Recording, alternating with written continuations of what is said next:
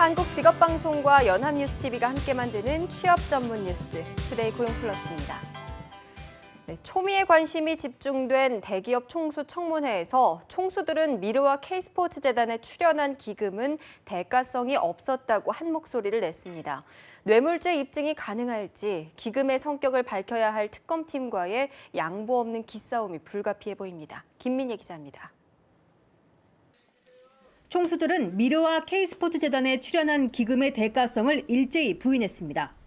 정부의 공익사업으로 봤다는 것입니다. 저희는 단 한 번도 뭐를 바란다든지 무슨 반대급부를 요구하면서 출연을 했다든지 지원을 한 적은 없습니다. 무슨 대가를 기대해서 우리가 출연했던 사실은 없습니다. 기업 차원에서 청와대 측의 요청을 거절하기 힘들었다고도 털어놨습니다. 기업 입장에서는 정부 정책에 따를 수밖에 없는 게 현실이라고 생각합니다. 재단 기금 외에 삼성이나 SK, 롯데 등이 최순실 씨나 재단에 추가 지원을 한 것에 대해서도 이해관계가 없다거나 잘 알지 못했다고 선을 그었습니다. 제가 직접 관여된 것도 아니고 저한테 보고 온 사실은 아니었기 때문에 제가 알고 있는 것은 없고요. 총수들의 이 같은 발언은 검찰이 최 씨 등을 기소하면서 재단에 돈을 낸 기업들을 사실상 피해자로 판단한 것과 궤를 같이 합니다. 민원이나 사업 특혜 등을 노렸다는 것을 특검팀이 규명하지 못한다면 대통령의 뇌물죄 적용은 그만큼 어려워질 수 있습니다. 반면 두 재단을 원점에서 재수사하면서 뇌물죄 입증에 주력할 뜻을 비췄던 박영수 특검팀은 전열을 가다듬으며 곧 펼쳐질 진실 공방을 대비했습니다. 연합뉴스TV 김민혜입니다. 최순실 게이트 국정조사 1차 청문회에 삼성과 현대차 등 우리나라 재벌 총수들이 대거 출석했습니다. 여야 의원들은 미르재단, 최순실 등 관련 의혹을 집중 질의했는데요. 총수들은 잘 모르겠다, 죄송하다며 연신 고개를 숙였고 가장 많은 질문을 받은 삼성 이재용 부회장은 진땀을 흘렸습니다. 김지수 기자입니다. 청문회에는 삼성전자 이재용 부회장을 포함해 정몽구 현대차 회장, 최태원 SK그룹 회장, 김승현 한화그룹 회장 등 모두 9명의 재벌 총수가 출석했습니다. 의원들의 질문 90% 이상이 이 부회장에게 쏟아지며 마치 삼성 청문회를 방불케 했습니다. 이 부회장은 긴장한 표정으로 답변에 나섰습니다. 무거운 마음으로 여기 나왔습니다. 앞으로 절대 이런 불미스러운 일에 다시 연루되지 않도록 철저히 하겠습니다. 민감한 질문에는 즉답을 피하기도 했습니다. 공범임을 인정합니까? 앞으로 더 좋은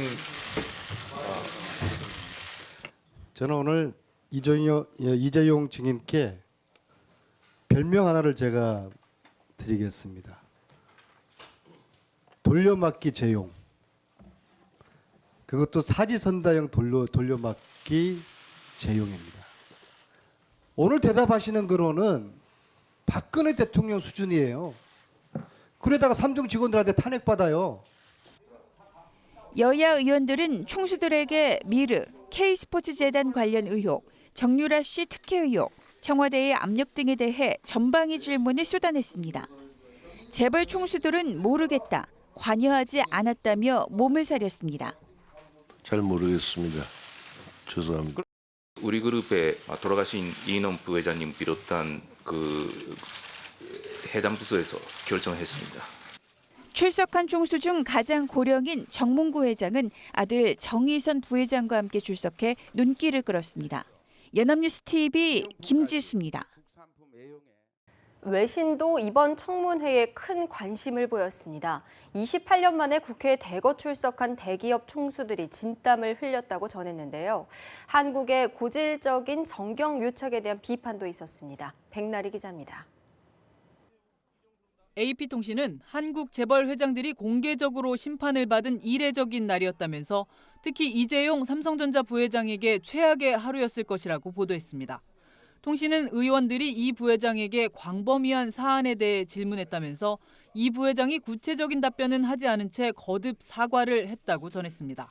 AFP통신은 한국의 재벌 회장들을 상대로 이런 청문회가 열린 것이 근 30년 만이라면서 재벌 회장들이 진땀을 흘렸다고 전했습니다. 신화통신은 이재용 부회장에게 질문이 집중됐다면서 이 회장이 미르재단과 K스포츠재단 출연 자금에 대한 대가성을 부인했다고 보도했습니다. 일본 언론들은 이번 청문회 상황을 속보로 전하며 높은 관심을 보였습니다. 교도통신은 전문가들을 인용해 대기업 총수들의 증언이 박근혜 대통령 탄핵에 영향을 줄 수도 있다고 내다봤습니다. 한국의 고질적인 정경유착에 대한 비판도 있었습니다. 미국 월스트리트저널은 정부 사업에 기업이 돈을 내고 답례를 바라는 관행이 한국 정치에 수십 년간 이어져 왔다고 꼬집었습니다. 그러면서 정치 위기의 심화로 일부 한국 대기업이 사업 계획을 보류하거나 바꿨다면서 한국 경제에 악영향이 있을 가능성에 주목했습니다. 연합뉴스TV 백나리입니다. 박근혜 정권 퇴진 비상국민행동은 최순실 게이트 청문회가 열린 국회 앞에서 집회를 열고 재벌 총수들을 뇌물죄로 구속 수사하라고 요구했습니다. 이들은 미르와 K스포츠재단에 출연한 800억 원은 기부금이 아니라 뇌물이라며 노동계약의 청부 대가라고 주장했습니다. 민주노총도 기자회견을 열고 삼성 뇌물의 대가는 3대 세습 완성, 최태원 SK그룹 회장은 사면, 롯데와 SK는 3차 면세점 사업이라며 재벌은 피해자가 아니라 공범임을 명확히 하고 구속 수사하라고 촉구했습니다. 불황이 이어지면서 번 돈으로 이자조차 내기 힘든 중소기업이 금융위기 이후 가장 많은 것으로 나타났습니다. 그동안 상대적으로 잘 나갔던 전자와 자동차 등 주력 산업 협력 업체들도 늘어나서 산업 전반으로 위험이 전이되는 모습입니다. 김동욱 기자입니다. 올해 구조조정 대상에 오른 중소기업은 모두 176곳입니다. 조선과 해운 등 구조조정 여파로 금융위기 이후 가장 많았던 지난해보다도 한 곳 더 늘어났습니다. 경기 침체 장기화에 따라 기업들의 실적이 나빠졌고 은행들이 선제적인 구조조정을 위해 더 엄격한 기준을 적용했기 때문입니다. 워크아웃에 들어가야 하는 C등급은 71곳, 사실상 퇴출 단계를 받게 되는 D등급은 105곳입니다. 조선과 건설, 석유화학, 철강, 해운 등 5대 경기 민감업종 기업은 26곳으로 전체 구조조정 대상 기업의 14.8%를 차지했습니다.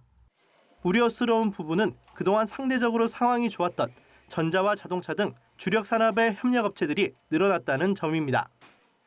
금년도에는 전통적인 구조조정 대상 시약업종인 철강, 조선, 해양뿐만 아니라 상대적으로 좀 우량했던, 상대적으로 좋았던 어떤 전자부품이라든가 금속 가공이라든가 이런 쪽에 대상 기업이 많이 늘었습니다. 구조조정 대상 중소기업이 늘면서 금융권의 부담도 커졌습니다. 금융권이 이들 중소기업에 빌려준 돈은 모두 1조 9,720억 원으로 이번 신용위험 평가로 약 3,200억 원의 대손 충당금을 추가로 쌓아야 합니다. 신용위험 평가 대상에 오른 기업이 2,035곳으로 작년보다 100곳 넘게 증가했다는 점에서 향후 부실화되는 중소기업들이 더 늘어날 것으로 우려됩니다. 연합뉴스TV 김동욱입니다. 불안정한 정치 상황을 틈타 불공정 거래 의혹이 짙은 테마주가 기승을 부리지 못하도록 관계당국이 공동 대응에 나섭니다. 금융위원회 자본시장조사단과 금융감독원, 서울남부지검, 한국거래소는 시장 안정화 협의 공동 태스크포스를 만들어 정보를 공유하고 효율적 조사와 루머 점검에 나설 방침입니다. 금융당국은 투자자의 주의를 환기하기 위해서 사이버 경보 시스템 발동 즉시 해당 기업을 투자주의 종목으로 지정해 공표하고 테마주라는 이유로 해당 종목 매수를 추천하는 증권방송 등에 대해서 제재에 나서기로 했습니다. 내년 국내외 인터넷 시장을 지배할 기술이 무엇인지를 소개하는 보고서가 나왔습니다. 지금보다 속도가 270배나 빠른 5G 통신, 생체 보안 인증 등이 주목받을 것으로 전망됐습니다. 장보경 기자입니다. 인공지능 AI와 5세대 이동통신, 자율주행차 등이 내년 정보통신 기술, ICT 분야에서 주목해야 할 10대 이슈로 꼽혔습니다. 역시 눈길을 끈 건 올해 초 이세돌 구단과 알파고 대국으로 관심을 한몸에 받았던 인공지능으로 내년엔 음성비서 서비스로 진화해 또 한 번 돌풍을 일으킬 것으로 예상됩니다. 또 차세대 이동통신으로 20GB 초고화질 영화 한 편을 8초 만에 전송할 수 있는 5G도 핵심 인프라가 될 것으로 전망됩니다. 2020년 5G 서비스가 본격적으로 상용화되면 수천억 개의 기기가 네트워크로 연결돼 진정한 사물 인터넷 환경이 만들어집니다. 현실 배경 위에 가상의 정보를 혼합해 진화된 가상 세계를 구현하는 기술인 혼합현실 MR 시장은 내년 대중화의 게이트를 마련할 것으로 예측됐습니다. 2018년 상용화를 눈앞에 둔 자율주행차는 실제 주행기술 개발에 가속도가 붙을 전망입니다. 생체보안 기술로는 지문, 홍채, 정맥 등이 등장하고 있는데 이를 활용한 금융 헬스케어 시장이 부상할 것으로 전문가들은 내다봤습니다. 인본의 바탕을 두지 않고 만약에 우리가 기술 개발을 무한대로 한다면 상당히 위협적인 기술로도 갈 수 있지 않을까. 이런 부분들에 대한 준비가 필요하지 않을까 생각을 합니다. 이외 10대 이슈로 저용량의 데이터 정보를 주기적으로 송수신하는 기술인 소물 인터넷과 핀테크, 온라인과 오프라인을 연계하는 O2O 서비스, 데이터 커머스, 플랫폼 경제 등이 포함됐습니다. 연합뉴스TV 장보경입니다. 불황 속에 금융기관 대출이 어려워지면서 고금리 불법 영업을 일삼는 미등록 대부업체의 피해를 본 사례가 급증하고 있습니다. 금융감독원에 따르면 올해 들어 11월까지 금감원 불법 사금융 신고센터에 접수된 미등록 대부업체 피해 사례는 2,138건으로 지난해 같은 기간보다 90% 증가했습니다. 금융당국은 미등록 대부업체들이 50만 원을 대출하면 20만 원을 선이자로 떼고 30만 원만 빌려준 뒤 일주일 후에는 50만 원을 되돌려받는 등 연이자 3,476%의 고리 대출을 한 사례도 있다며 접수 내용을 분석해 수사당국에 제공할 계획입니다. 대형 약국이 납품업체를 상대로 갑질을 한다는 첩보를 입수하고 경찰이 수사에 나섰습니다. 의료품 도매업체 직원들은 이 약국에서 머슴처럼 온갖 허드렛 일을 해왔다고 합니다. 김보나 PD입니다. 한 남성이 화분 진열을 하며 약국 오픈 준비를 합니다. 의료품 도매업체 직원 30살 A씨입니다. 약국 직원들보다 일찍 나와 손님 맞이 채비에 한창인 A씨. 업무는 오후 7시 셔터를 내릴 때까지 계속됐습니다.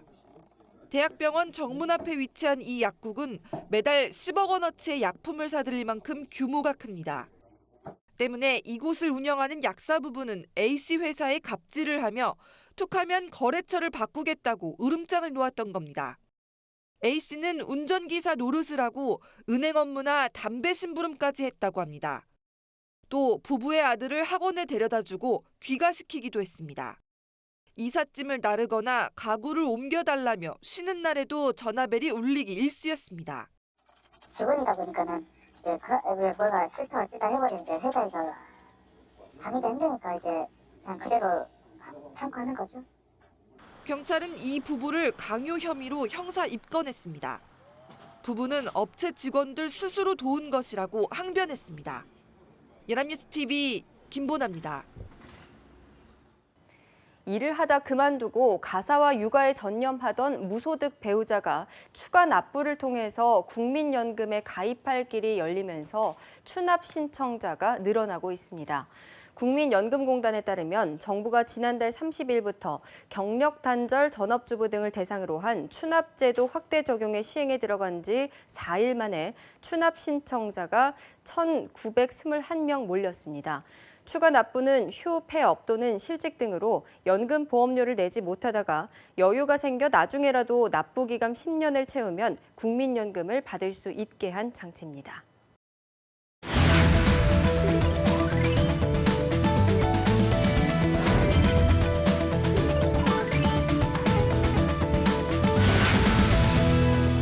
최근 사회적으로 핫한 이슈를 키워드로 알아보는 핫키워드 시간입니다. 강설희 아나운서와 함께합니다. 안녕하세요. 네, 안녕하세요. 핫키워드 시간입니다. 직장인들이라면 연말, 분기별로 피해갈 수 없는 게 있습니다. 바로 평가인데요. 전에 핫키워드 시간에 인센티브 제도가 오히려 창의적인 작업에는 성과를 내지 못한다는 연구를 소개해드린 적이 있습니다. 오늘은 창의적이지 못하면 살아남기 힘든 글로벌 시장에서 최고의 기업들이 채택하고 있는 인사평가 시스템을 상대평가와 절대평가 중심으로 소개해드리려고 합니다. 네, 신상 필벌과 같은 당근 채찍 정책은 이제 한계에 도달했다고 하죠. 이제는 개인의 창의적 발상이 엄청난 부가가치를 올리는 시대로 변화했기 때문인데요. 그래서인지 기업들의 평가 시스템도 많이 바뀌고 있다고요? 네, 그렇습니다. 미국의 대표 가전기업인 GE는 상대평가의 원조로 불립니다. GE의 스타 경영인인 잭 웰치는 1981년 이른바 10% 룰을 도입합니다. 10% 룰은 엄격한 3등급 상대평가인데요. 1년에 한 번 상대평가를 통해서 상위 20%에게는 성과급과 승진, 중간 70%에게는 상위 등급으로 진입할 수 있도록 격려를 하고요. 하위 10%에게는 퇴출을 권고하는 겁니다. 어떻게 보면 악랄한 이 상대평가 방식으로 GE가 급격하게 성장을 하니까 다른 기업들도 앞다퉈서 비슷한 평가 방식을 도입하기도 했습니다. 네, 이 회사는 성장했을지도 몰라도 직원들은 참 힘들었겠어요. 내 옆에 동료가 경쟁자인 거고 하위 10%로 밀리면 말 그대로 잘리는 거잖아요. 네, 그렇죠. 그래서 지난 2015년에 GE는 자사의 평가 방식을 포기하겠다고 선언했습니다. 가히 상대평가의 종언이라고 할 수 있는 결정이었는데요. GE는 기존의 평가 방식이 효율적이지 않다면서 앞으로 내가 잘하고 있나? 이 방향이 맞는가를 스스로 묻고 답을 구할 수 있는 평가 방식을 바꾸겠다고 했습니다. 독창성이 중요시되는 시대에 직장인을 똑같은 잣대로 상대평가해서는 조직을 변화시킬 수는 없다는 지적도 제기됐다고 합니다. 네, 그렇군요. 그래서 새롭게 도입한 제도는 어떻게 달라졌나요? 네, 이 GE는요, 1년에 한 번 일괄 평가 방식을 수시로 목표로 수정하고 평가할 수 있도록 바꿨습니다. 기존의 상대평가 대신 절대평가 제도를 도입한 건데요. 또 상벌제를 폐지하고 임금 차등제를 도입했습니다. 당연히 이 하위 10%의 퇴출 제도도 없앴습니다. 네, 조금 더 유연한 평가 제도로 바뀐 것 같은데요. 다른 기업도 상대평가를 많이 사용했잖아요. 다른 기업들에게도 변화가 있었나요? 네, 오히려 이 GE보다 다른 기업들이 빨랐습니다. 현재 미국 기업 중에서 상대평가를 운영하고 있는 비율은 14%에 불과합니다. GE뿐만 아니라 마이크로소프트, 어도비와 같은 IT 기업, 골드만삭스와 같은 금융기업, 또 세계적인 의료기업 갭 등이 상대평가를 폐지하고요. 다양한 성과평가 시스템을 도입하고 있습니다. 대표적으로 마이크로소프트는 커넥트 미팅이라는 면담 제도를 운영하고 있는데요.